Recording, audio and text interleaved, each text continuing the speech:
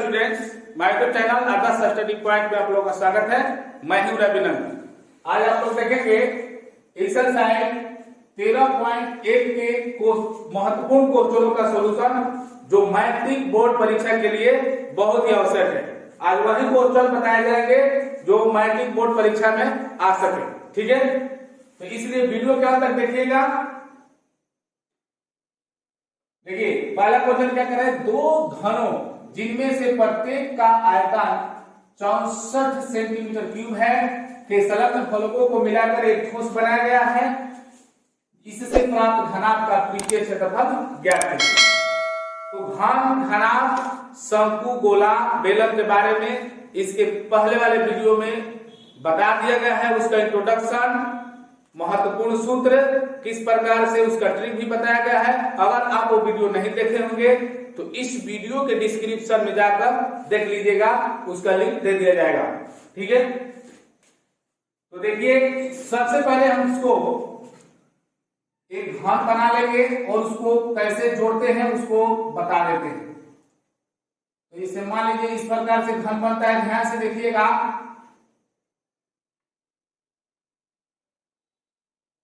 अब देखिए ये घन बन गया आपका।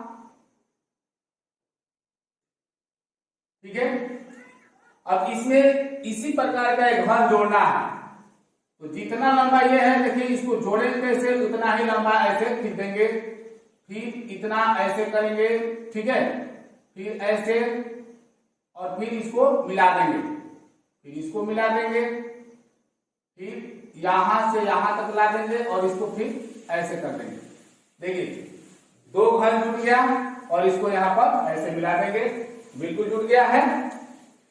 तो सबसे पहले दोनों के इसका ये घनाभ की तरह हो गया, तो हमें घनाभ का पृष्ठीय क्षेत्रफल ज्ञात करना है, यानी कि कुल पृष्ठीय क्षेत्रफल ज्ञात करना है।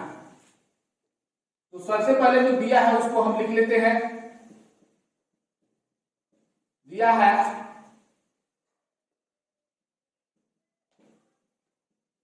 प्रत्येक घन का आयतन 64 सेंटीमीटर क्यूब। घन का आयतन क्या होता है, a क्यूब बराबर 64। a क्यूब बराबर, अगर इसका दो नियम है, अगर मान लीजिए क्यूब हटाएंगे तो इधर करनी में आ जाएगा 3, अगर ऐसे करेंगे तो यहां पर 3 आ जाएगा और ये रूट के अंदर। ठीक है, तो इस प्रकार से बना सकते हैं, या इसको क्यूब करके अगर मान लीजिए 4 का क्यूब करेंगे तो 4 चौक का 16, 4 चौक का 64, तो ऐसे भी बना सकते हैं और इस प्रकार से भी बना सकते हैं। तो यहां से क्यूब हटाया तो क्या करनी में क्या आ गया 3, तो हम इसका गुणनफल कर देंगे, 4 गुना 4 गुना 4 हो जाएगा। और यहां पर हम जानते हैं कि 3 के बदले में एक बाहर आ जाएगा, क्योंकि इसमें 3 है, तो क्या आएगा 4, यानी कि 4 सेंटीमीटर ये हो गया भुजा। तो हम लिख सकते हैं इसलिए a बराबर 4 सेंटीमीटर। अगर आपको ऐसे समझ में नहीं आ रहा तो इसका एक और नियम है, जिसे मान लीजिए कि a क्यूब किया और फाइनली परफेक्ट में ही इसका निकालना है, तो यहां पर मान लीजिए 64 हो गया, तो इसको ऐसे कर सकते हैं a क्यूब बराबर 64, यानी 4 का क्यूब करेंगे तो 64 हो जाएगा, 3 3 का a बराबर क्या हो गया 4। तो शॉर्टकट में ऐसे भी बना सकते हैं। ठीक है, तो देखिए यहां पर a आ गया 4 सेंटीमीटर।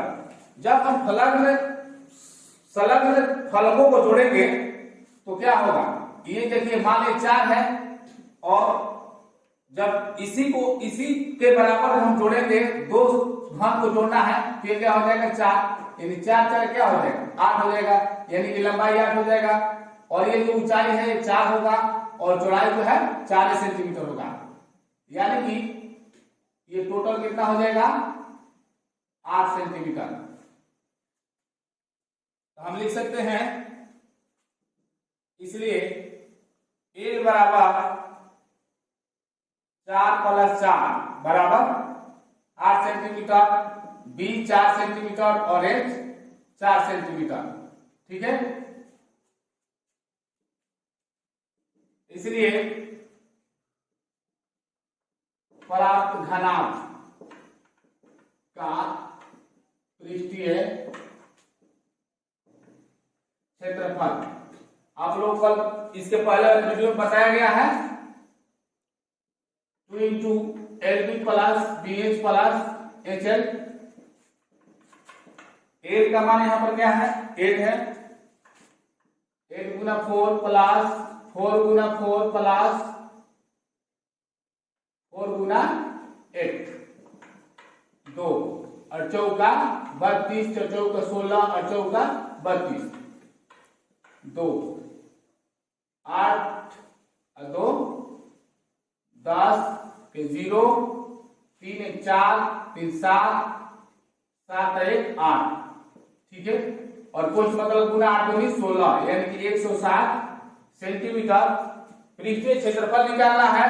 इसीलिए क्या होगा वर्ग सेंटीमीटर या सेंटीमीटर स्क्वायर, और ये हो जाएगा आपका आंसर, ठीक है। तो ध्यान से देखिएगा, मैं उम्मीद करता हूं कि आप लोग समझ गए होंगे। तो आगे कुछ इंपॉर्टेंट क्वेश्चन देखते हैं।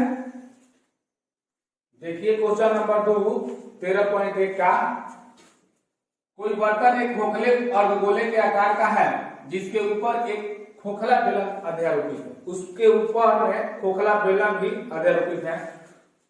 फिर कह रहा है कि अर्धगोले का व्यास 14 सेंटीमीटर। सबसे पहले हम क्या करेंगे, एक अर्धगोला बना लेते हैं। मान लीजिए ऐसे बर्तन है, अर्धगोला हो गया, अर्धगोला हो गया, ठीक है। अब इस पर हम क्या करेंगे, एक खोखला बेलन अध्यारोपित करना है इसी के ऊपर।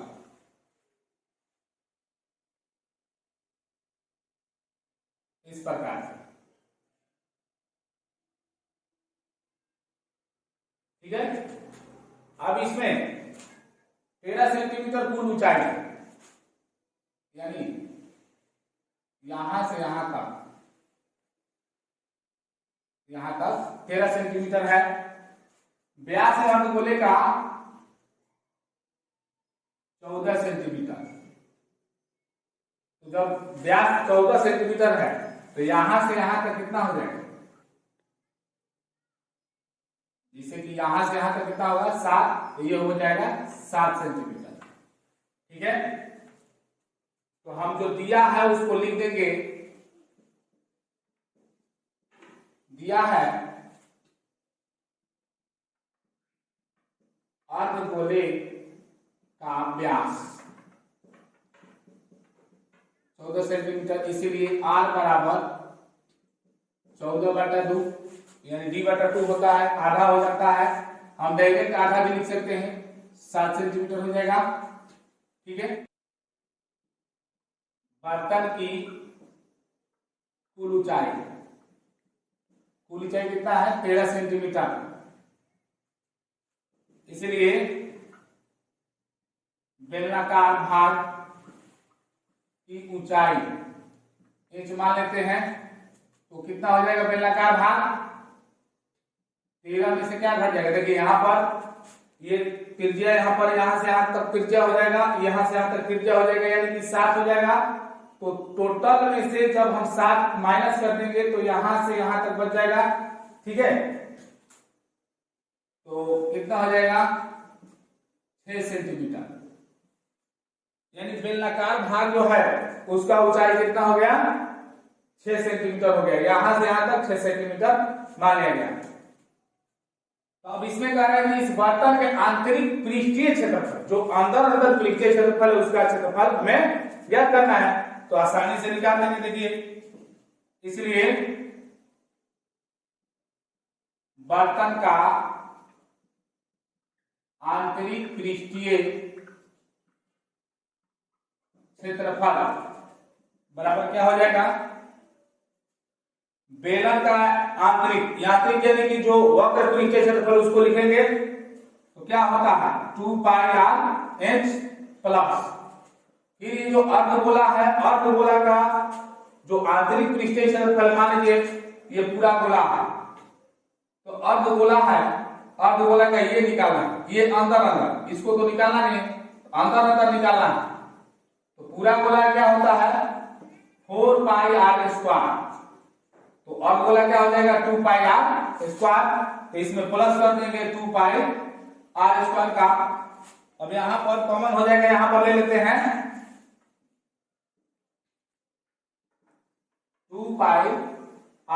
देखिए यहाँ पर 2 पाई आर कॉमन ले लिया तो इसमें बचा h और इसमें बचा r,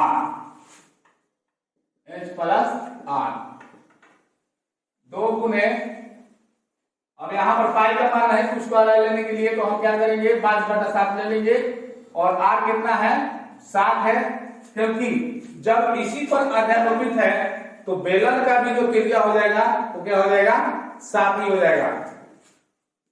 h कितना है 6 और r हो गया 7, 7 कैंसिल हो गया 44 बाई 44 और गुना 6 7 13, फिर 4 का 52 में 2, फिर 4 का 52 और 5 57, यानी 5 का 7 57, 572 सेंटीमीटर स्क्वायर और ये हो जाएगा आंसर। ठीक है, और तीसरा क्वेश्चन देख लेते हैं, बहुत ही वीवीआई क्वेश्चन है। देखिए क्वेश्चन नंबर 3 बहुत ही महत्वपूर्ण क्वेश्चन है, ये कई बार मैट्रिक परीक्षाओं में आ चुका है। ठीक है, तो ध्यान से देखिएगा, कह रहा है एक खिलौना त्रिज्या 3.5 सेंटीमीटर वाले एक शंकु के आकार का है जो उसी त्रिज्या वाले एक अर्धगोला पर अध्यारोपित है। बिल्कुल पिछले क्वेश्चन की तरह है, लेकिन बहुत ही उससे भी ज्यादा ये महत्वपूर्ण है। इस खिलौने की संपूर्ण ऊंचाई 15.5 सेंटीमीटर है। देखिए यहाँ पर एक बात ध्यान रखिएगा, कई बार परीक्षा में यहाँ पर 15.5 नहीं दिया, 15 सेंटीमीटर दे दिया है, तो जिससे विद्यार्थी को बनाने में थोड़ा दिक्कत हो जाता है। तो ऐसे दिक्कत होने की जरूरत नहीं है, ध्यान से देखिएगा तो आपको आराम से समझ में आ जाएगा। अब यहाँ पर 15 दे 14 दे कुछ भी दे आप लोग बना सकते हैं। ठीक है, इस खिलौने का संपूर्ण पृष्ठीय क्षेत्रफल ज्ञात कीजिए। तो संपूर्ण पृष्ठीय क्षेत्रफल देखिए क्या करना है, तो अर्धगोला पर आरोपित है शंकु, तो हम सबसे पहले हम एक अर्धगोला बना लेंगे और इस पर एक शंकु आरोपित है।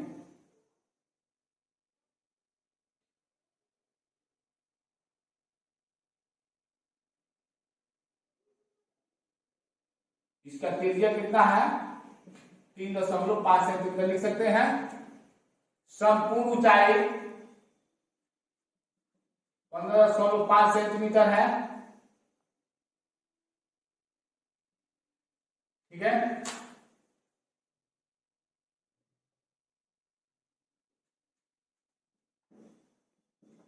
जो दिया है उसको हम पहले लिख लेते हैं।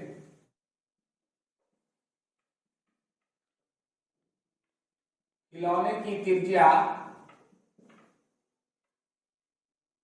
यानी कि r बराबर क्या है 3.5 सेंटीमीटर। खिलौने की संपूर्ण ऊंचाई बराबर 15.5 सेंटीमीटर है।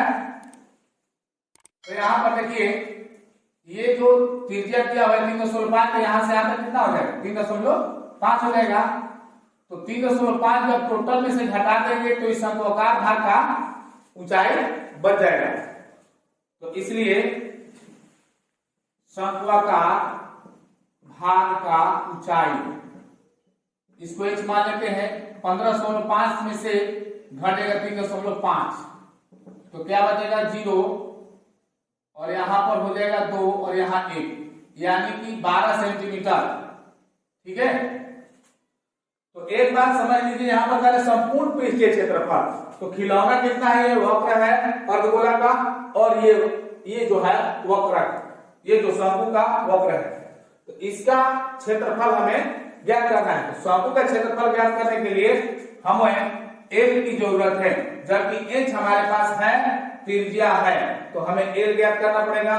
फॉर्मूला यहां पर यूज कर सकते हैं, इसलिए एल बराबर root under R square plus H square या H square plus R square, कोई आगे पीछे लिख सकते हैं, बीच में प्लस। ठीक है, आर कितना है 3.5 सेंटीमीटर स्क्वायर प्लस यहां पर ये हो जाएगा 12 स्क्वायर।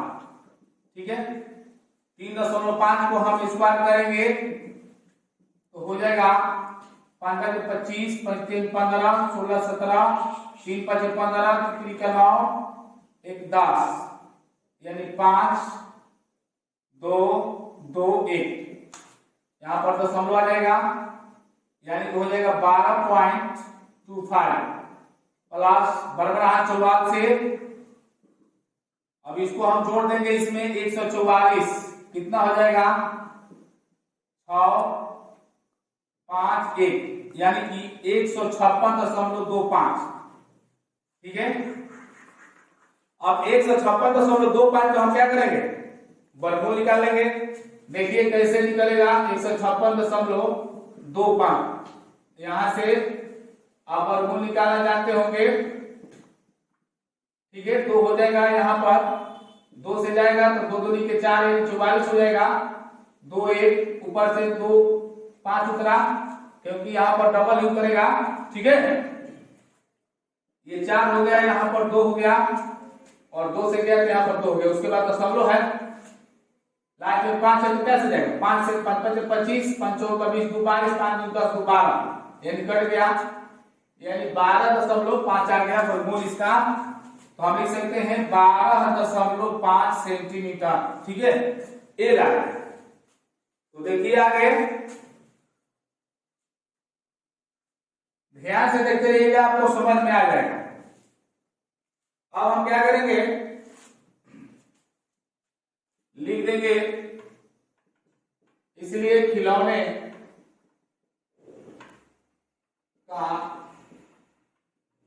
संपूर्ण पृष्ठीय क्षेत्रफल बराबर, संपूर्ण पृष्ठीय क्षेत्रफल बराबर देख लीजिए क्या हो जाएगा, ये वक्र हो गया और ये वक्र ही पृष्ठीय क्षेत्रफल, दोनों का ही लिख देंगे। तो शंकु का क्या है, पाई आर एल प्लस इसका हो जाएगा 2 पाई आर स्क्वायर।